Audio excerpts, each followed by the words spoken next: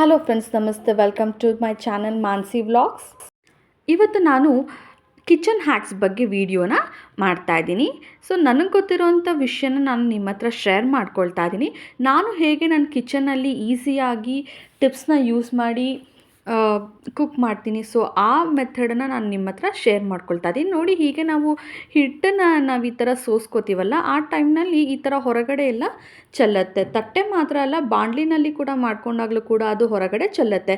ಈ ರೀತಿ ನಾವು ಲೋಟದಲ್ಲಿ ಡೈರೆಕ್ಟಾಗಿ ಹಿಟ್ಟನ್ನ ತೊಗೊಂಡು ಈ ಥರ ನಾವು ಮಾಡಿಕೊಂಡಾಗ ಅದು ನೋಡಿ ಆಚೆ ಕಡೆ ಎಲ್ಲೂ ಸ್ಪ್ರೆಡ್ ಆಗದೆ ಎಷ್ಟು ನೀಟಾಗಿ ಆಗಿದೆ.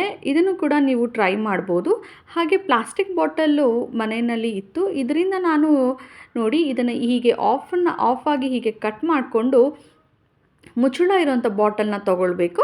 ಸೊ ಅದನ್ನು ಹೀಗೆ ನಾವು ಎಲ್ಲದಕ್ಕೂ ನಾವು ಬಾಕ್ಸಸ್ನ ಯೂಸ್ ಮಾಡಲ್ಲ ಕೆಲವು ಟೈಮು. ಅಂಥ ಟೈಮ್ನಲ್ಲಿ ನೋಡಿ ಹೀಗೆ ಆ ಥರ ಬಾಟಲ್ನ ಕಟ್ ಮಾಡಿ ಈ ಥರ ಹಾಕ್ಕೊಂಡು ನಮಗೆ ಬೇಕಾದಾಗ ಯೂಸ್ ಮಾಡ್ಕೊಂಡು ಅದನ್ನು ಹಾಗೆ ನಾವು ಇಟ್ಬಿಡ್ಬೋದು. ಹಾಗೆ ಕೊತ್ತಂಬರಿ ಸೊಪ್ಪು ತೊಗೊಳ್ತೀವಿ, ಸ್ವಲ್ಪ ಜಾಸ್ತಿನೇ ಕೊಟ್ಟಿರ್ತಾರೆ, ನಾವು ಒನ್ ಟೈಮ್ಗೆ ಇಷ್ಟೊಂದು ಯೂಸ್ ಮಾಡಲ್ಲ.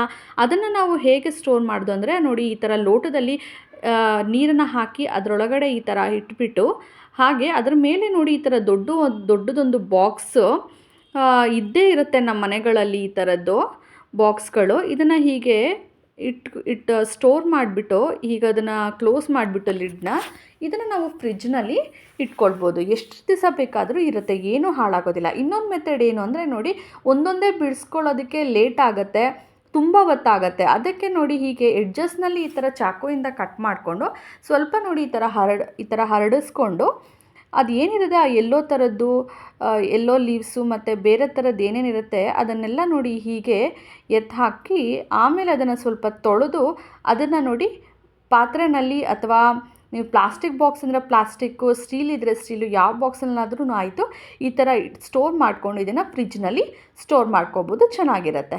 ಹಾಗೆ ಬೆಂಡೆಕಾಯಿನ ನೋಡಿ ಒಂದೇ ಸತಿ ಹೇಗೆ ಕಟ್ ಮಾಡೋದು ಅಂದರೆ, ಅದನ್ನು ಹೀಗೆ ರಬ್ಬರ್ ಬ್ಯಾಂಡ್ ಹಾಕಿ ಈ ಥರ ಕಟ್ ಮಾಡ್ಕೊಳ್ಳೋದ್ರಿಂದ ಅದು ಹೊರಗಡೆ ಬಿದೋಗುತ್ತಲ್ವ, ಕೈಯಿಂದ ಹೆಚ್ಚಬೇಕಾದ್ರೆ ಆ ಕಡೆ ಈ ಕಡೆ ಸ್ಪ್ರೆಡ್ ಆಗಿಬಿಡತ್ತೆ. ಸೊ ಇದೊಂದು ಈಸಿ ಮೆಥಡು, ನೀವು ಟ್ರೈ ಮಾಡ್ಬೋದು. ಹಾಗೆ ಬೆಂಡೆಕಾಯಿ ಹೆಚ್ಚಬೇಕಾದ್ರೆ ಅದ್ರದ್ದು ಅಂಟಂಟಿರುತ್ತಲ್ಲ, ಆ ಅಂಟಂಟೇನು ಅದು ಚಾಕುಗೆ ಜಾಸ್ತಿ ಮೆತ್ಕೊಂಡ್ಬಿಡುತ್ತೆ. ಸೊ ಅದನ್ನು ಮೆತ್ಕೊಳ್ದೇ ಇರೋ ಥರ ಚಾಕು ಹೀಗೆ ನಿಂಬೆಹಣ್ಣು ಹಚ್ಚಿ ಹೆಚ್ಚಿದಾಗ ಆ ಅಂಟಂಟೇನಿರುತ್ತೆ ಅದು ಚಾಕುಗೆ ಮೆತ್ಕೊಳ್ಳೋದಿಲ್ಲ.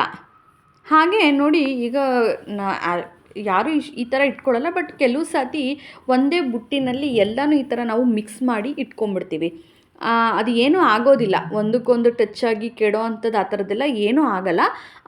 ಅದಕ್ಕೋಸ್ಕರ ನಾವು ಈ ಥರ ಈರುಳ್ಳಿ, ಬೆಳ್ಳುಳ್ಳಿ, ಒಣಮೆಣ್ಸಿನ್ಕಾಯಿ ಎಲ್ಲನೂ ನಾವು ಒಂದೇ ಕಂಟೈನರಲ್ಲಿ, ಒಂದೇ ಬುಟ್ಟಿನಲ್ಲಿ, ಈ ಥರ ಬುಟ್ಟಿ ಎಲ್ಲರ ಮನೇಲಿ ನಾವು ಇಟ್ಕೊಂಡಿರ್ತೀವಿ, ಇದ್ರಲ್ಲಿ ಹಾಕ್ಕೊಂಬಿಡ್ತೀವಿ. ಸೊ ಅದು ಕೆಲವು ಸತಿ ಅರ್ಜೆಂಟ್ನಲ್ಲಿ ನಾವು ತೊಗೊಳ್ಬೇಕಾದ್ರೆ ಅದು ಹುಡ್ಕಬೇಕಾಗತ್ತೆ. ಅದಕ್ಕೋಸ್ಕರ ನೋಡಿ ಈ ಥರ ರಟ್ಟಿರುತ್ತಲ್ಲ, ಎಲ್ಲರ ಮನೆಯಲ್ಲೂ ಇರುತ್ತೆ.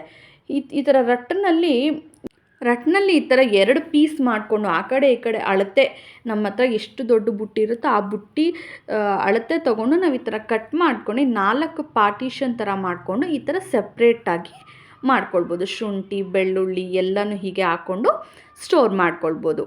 ಹಾಗೆ ಗೋಧಿ ಹಿಟ್ಟಿರುತ್ತಲ್ಲ, ನಾವು ಪ್ಯಾಕೆಟ್ಸ್ ತೊಗೊಂಡು ಬರ್ತೀವಿ ಅಥವಾ ಲೂಸ್ ಕೂಡ ತೊಗೊಂಡು ಬರ್ತೀವಿ, ಅದನ್ನು ನಾವು ಒಂದು ಡಬ್ಬದಲ್ಲಿ ಹಾಕಿ ಇಟ್ಕೊಳ್ತೀವಿ. ಅದು ಕೆಲವು ಸತಿ ಏನಾಗ್ಬಿಡುತ್ತೆ, ಸ್ವಲ್ಪ ಹಳೆ ಹಿಟ್ಟಾದರೆ ಅದು ಹುಳ ಬರುತ್ತೆ, ಇಲ್ಲಾಂದರೆ ಮುಗುಲು ಥರ ಬಂದುಬಿಡತ್ತೆ. ಅದು ಬರ್ದರ ಪಲಾವ್ ಎಲೆನ ಈ ಥರ ಇಟ್ಬಿಟ್ಟು ಬಾಕ್ಸ್ನ ಕ್ಲೋಸ್ ಮಾಡಿದಾಗ ಅದು ಎಷ್ಟು ದಿವಸ ಬೇಕಾದರೂ ಇರುತ್ತೆ, ಕೆಡೋದಿಲ್ಲ. ಹಾಗೆ ನೋಡಿ ಕರ್ಬೇವಿನ ಸೊಪ್ಪನ್ನ ಎಷ್ಟು ಈಸಿಯಾಗಿ ನಾವು ಬಿಡಿಸ್ಬೋದು ಅಂತ ನೋಡಿ. ಈ ಥರ ಜಾಲರಿ ಥರದ್ದು ಎಲ್ಲರ ಮನೆಯಲ್ಲೂ ಇರುತ್ತೆ. ಸೊ ನನ್ನ ಹತ್ರ ಈ ಡಿಸೈನ್ ಇದೆ, ನಿಮ್ಮ ಹತ್ರ ಬೇರೆ ಬೇರೆ ಡಿಸೈನ್ಸ್ಗಳಿರುತ್ತೆ.